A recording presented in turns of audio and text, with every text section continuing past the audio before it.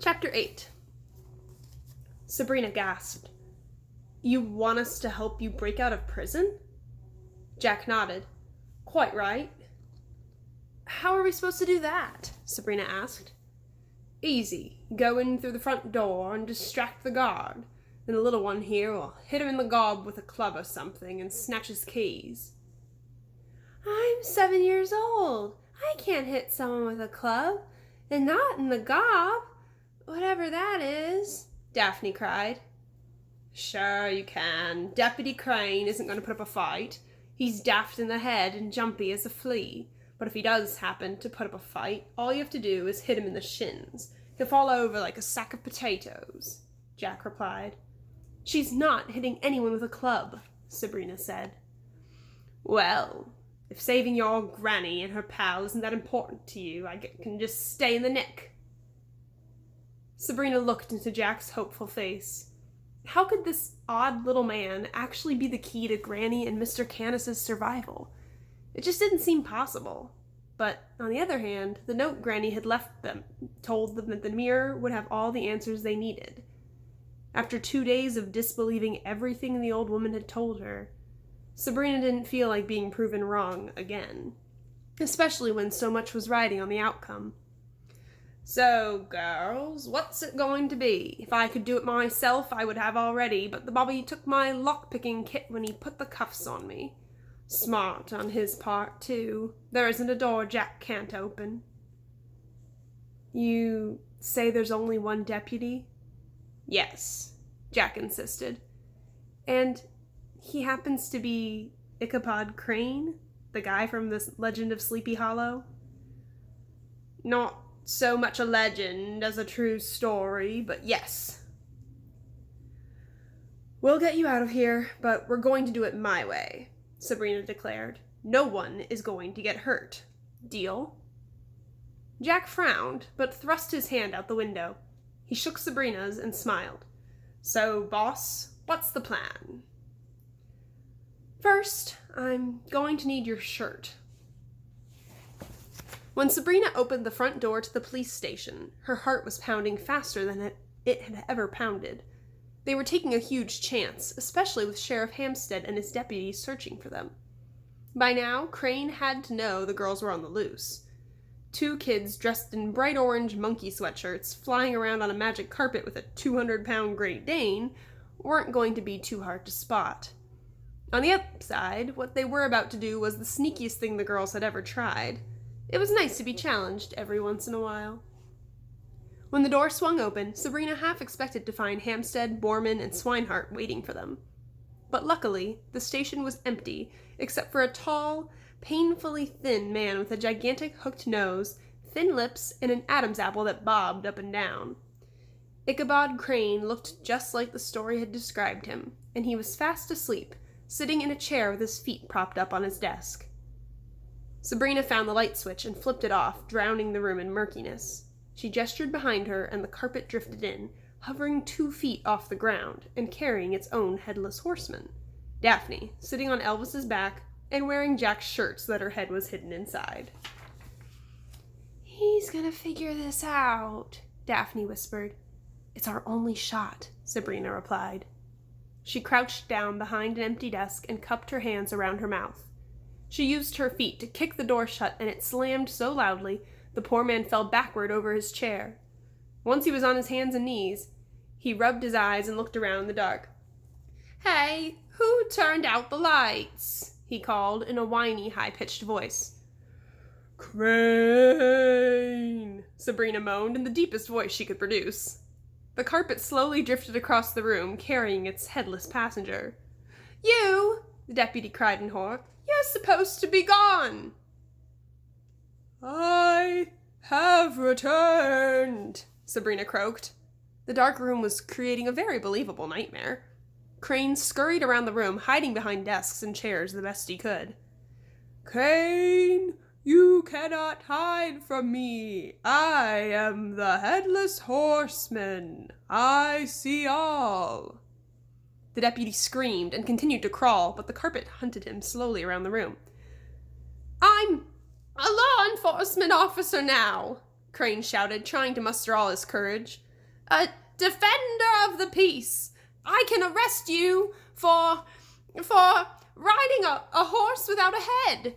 That's a serious crime in this town," he cried. "Your laws mean nothing to me. I've come for something, Crane, and I will have it," Sabrina bellowed. "What do you want?" the deputy cried. "Your head," Sabrina groaned. Crane burst into tears. "No, please, not my head," he begged. "Very well. If not your head, I'll take something else." Anything, whatever you want." "I want the keys to the jail." Crane was silent for several moments. "Why do you want the keys?" "Would you prefer I take your head instead?" Sabrina moaned, just as an unlucky bounce of the carpet knocked Daphne off Elvis's back. She fell to the ground, knocking a trash can into a radiator. The sound couldn't have been more appropriate, but Daphne was down for the count. Unable to see, she flailed in her costume, causing more commotion and sending a computer crashing to the floor. Crane, who seemed to think this was part of the Headless Horseman's attack, shouted, "Here, the keys!" and tossed them at Daphne's feet. "Now, go, or I will change my mind," Sabrina said. Crane leaped to his feet and ran, not noticing Sabrina as he rushed out the station door. Once she was sure he was gone, Sabrina stood up and turned on the lights. Daphne was still rolling around, unable to see anything. "Get me out of this," the little girl cried. Sabrina unhooked the top buttons and Daphne's head popped out. Elvis, who had stepped off the carpet, was ready with a lick to her face. "You were very convincing," Sabrina laughed as she helped her sister to her feet. Daphne reached down and scooped up the keys. "Let's get him out of here." Sabrina rolled up the carpet, flung it over her shoulder, and the two girls raced to find Jack's cell. Down a long hallway at the back of the building were 2 jail cells. The one on the left was empty, but the one on the right held Jack. He stood with his arms reaching through the bars as the girls entered the room. "Give me the keys," he pleaded. Before they could, Elvis lunged angrily at the cell. Growling and barking wildly, the big dog sniffed and snarled at Jack. "Elvis, it's okay. He's our friend," Daphne said, which seemed to calm the dog down. But still, his nose was sniffing and at full alert. Sabrina handed Jack the keys and he sorted through them. "Corking! I told you it would work," he bragged. He found the right key, stuck it in the lock, and turned it from inside. The door clicked and he pushed it open. "Crane ran like he'd seen the devil himself," Sabrina said proudly. "I've seen the devil and you're not him," a voice said from down the hallway.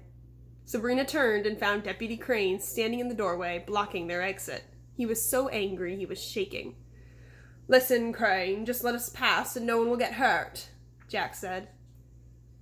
"Get back in your cell, Jack," the deputy ordered, pulling his billy club from its strap and swinging it threateningly. "Sorry, Itchy. I wish I could help you, but I've just been hired for a rescue mission. Now, are you going to let us pass, or are we going to have to get rough?" Jack threatened. Daphne grabbed his undershirt and yanked on it. "You promise no one gets hurt?" Jack scowled. "I wouldn't hurt him badly," he said. "Do your worst," Crane stammered as he backed up a step. "Crane, I mean it. I'm not staying in this jail." "Bring it on, you washed-up has-been," Jack laughed. "That's what I am, a washed-up has-been. I'd watch what you say, Icky. Things can change in the blink of an eye." "Not in Fairyport Landing, Jack." The two stared at each other for a long time. Sabrina could almost feel the heat and rage in their eyes. "Carpet, let's wrap this up," Jack commanded, and the carpet lifted off Sabrina's shoulder. It darted down the hallway and, like an anaconda, wrapped Crane inside it. He fumbled and fought, but couldn't break free. Jack walked over to the rug and patted it lightly. Nothing personal, Icky, but destiny awaits, he said. He grabbed an end of the carpet and pulled it roughly, causing Crane to spin away like a top. After several rotations, the skinny man collapsed to the floor, overcome by dizziness. Jack set the carpet on the floor and stepped onto it. "All right, ladies," he said, as he extended his hand to help the girls onto the rug. Elvis rushed to join them and stood like a guard between the girls and Jack. "Carpet up," Sabrina said, and it rose a few feet and then sank slowly back down like a balloon with a hole in it. "Why aren't we going up?" Sabrina cried. "We must be too heavy," Jack groaned. "Can we lose the hound?" Elvis answered him with a threatening snarl. "Very well. Carpet, take us to the Grimm house." Though it was weighed down, the carpet didn't lack any of its speed. It zipped along 3 feet off the floor, down the hallway through the main room and out the front door of the police station. It sailed across the parking lot and made a left into the street, causing a pickup truck to screech to a stop. As they passed, the girls waved a friendly, "Sorry," gesture to the bewildered driver. "That was almost too easy," Jack said, but no sooner had he puffed out his chest than the sound of a police siren wailed in their ears. A moment later, a police car turned the corner and raced in the group's direction. Ichabod Crane was behind the wheel. "Tenacious, isn't he?" Jack said. "Tenacious?" Daphne asked. "It means persistent," Sabrina said. "And what does persistent mean?" Daphne asked. "It means he's not going to give up." "And I wouldn't have it any other way," Jack assured them. "Carpet, faster." Close behind, Crane turned on his squad car's flashing lights. "Is this the best idea?" Sabrina shouted, holding on to an end of the carpet as they sailed between cars and ran through a red light. "We're attracting a lot of attention." "It's about time this little burg saw some action," Jack cried out happily. "Ferryport Landing, you haven't seen anything yet." Sabrina heard a horrible crunching sound behind them and turned back to see what could have made such a loud noise. What she saw stole the breath from her lungs. The road behind them began to rise, like a massive wave rolling in from the ocean. It was followed by another horrible crunching sound. "What's happening?" she cried as she watched parked cars get tossed aside like toys. "We're in luck, ladies," Jack said. "We've already found our giant." Suddenly, a giant foot planted itself in the middle of Main Street. The impact caused windows and nearby businesses to shatter. The ground exploded and a gas main underneath the street burst, shooting flames high into the air. "What do we do?" Daphne said. "We have two choices. Stand and fight and die a horrible messy death, or run," Jack said. "Carpet, get us out of here," Sabrina shouted, and the little rug jumped in speed. Unfortunately, the giant was not discouraged by how fast the group was making its getaway. A single stride put the monster right behind them, even when the rug increased its speed again. And with every step the big monster took, the pavement crumbled beneath him. Electrical wires snapped, spraying sparks everywhere. The few drivers on the road at that early hour lost control of their cars and crashed into buildings. Jack turned to see the chaos and a broad grin came to his face. "Finally, this is getting interesting," he laughed. The carpet took a sharp left turn, and Sabrina felt lucky that she hadn't tumbled off, when she noticed that Daphne was no longer sitting next to her. In fact, Daphne was hanging from the back of a carpet, holding on desperately with both hands. "Jack!" Sabrina cried. The spiky-haired legend reached down and grabbed the little girl by the back of her sweatshirt and pulled her onto the carpet. "Blimey, this is better than a roller coaster." Jack laughed as he sat the girl safely on the carpet. Daphne hugged her sister. It was the first time Sabrina had ever felt her sister shake from fear. She didn't like it. "We're going to get ourselves killed," she shouted as the carpet narrowly missed being crushed by a delivery truck filled with chickens. "Nonsense, we can't die like this. We're immortal," Jack said. "You're immortal, we're not. We have to get off this road," Sabrina demanded. "I see. Must be quite a pain to be human, but the carpet picks the route." Just then, an 18-wheeler pulled directly into their path and stopped. "Carpet up!" everyone shouted. The carpet slowly rose, sputtering as if it weren't the little train that couldn't. "We're not going to make it," Sabrina shouted. "Lie down flat," Jack commanded. "You can't mean what I think you mean." Jack nodded, and the two girls reluctantly lay on their backs. "Elvis, play dead," Daphne said, and the dog lay on his side. The little girl turned a worried face to her sister. "He's not gonna do what I think he is he?" "Carpet down," Jack shouted, and the carpet fell from the sky until it was literally skidding across the pavement. Its momentum carried the group underneath the truck to the other side and down the street. When they sat up again, the young man was already laughing, until he looked up and saw the street cleaner barreling toward them. "Carpet up!" they all shouted, and the little rug struggled higher, narrowly missing the boiling hot water and sharp bristles the machine used to scour the streets. The carpet continued to rise until it had cleared the vehicle. Sabrina sat up and turned around. Ichabod Crane was out of his car, angrily ordering the owners of the 18-wheeler and the street cleaner to move. Unfortunately, the traffic problems did little to stop the giant. Its monstrous foot soared high above the commotion and landed only yards from the carpet. "That thing is going to kill someone," Sabrina shouted. "Carpet, we have to get away from the main road." The carpet made an abrupt turn toward Ferryport Landing's farm community. The giant followed closely behind, and the little rug dodged each deadly footfall. Several times, the ugly brute reached out to squash the group in his hands, but each time the carpet zipped out of his reach. He grunted and roared at them, but eventually became exhausted by the chase and gave up, shaking his fist into the air and roaring with frustration. "Don't cry, big boy," Jack shouted to the giant as he disappeared behind them on the horizon. "You'll be seeing me again very soon." As the magic carpet coasted up the driveway, it was barely 6 inches off the ground and had lost all of its kick.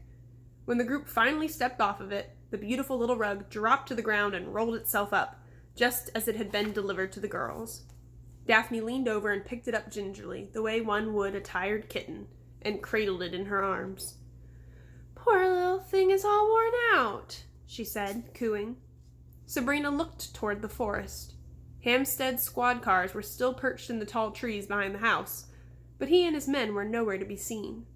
Reaching into her pocket, Sabrina removed Granny Relda's enormous keyring and began the tedious job of unlocking all the bolts. Jack watched attentively until she had unlocked every one.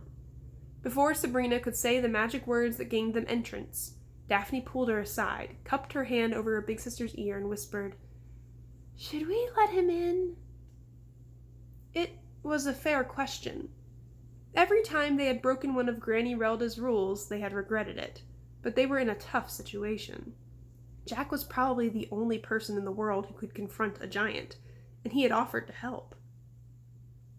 "I don't think we have much of a choice," Sabrina whispered back. She made a fist and knocked on the door.